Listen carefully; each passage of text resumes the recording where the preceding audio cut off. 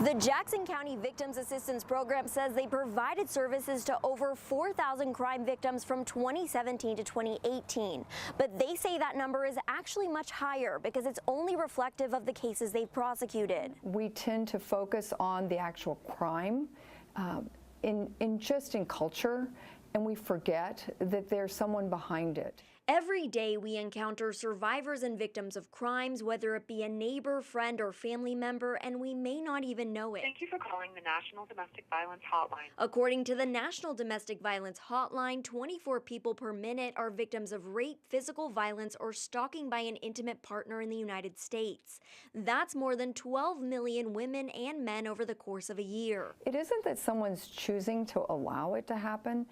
It happens because someone else made the decision to do something to victimize them. But the numbers are just that, numbers. They can't speak, shout, or breathe.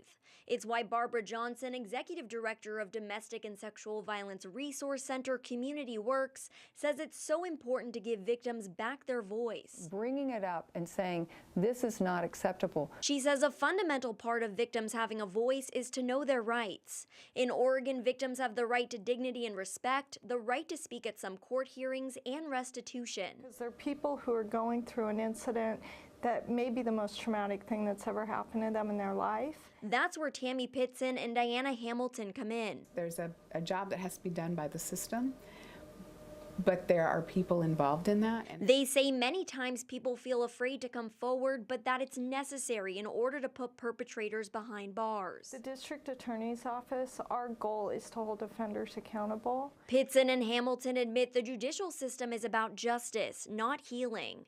That's why Johnson says when it comes to victims learning to live through trauma, it's a slow and difficult process that begins with recognizing they're not alone in their fight. We are all going to be in this together, and we're not going to give up on them.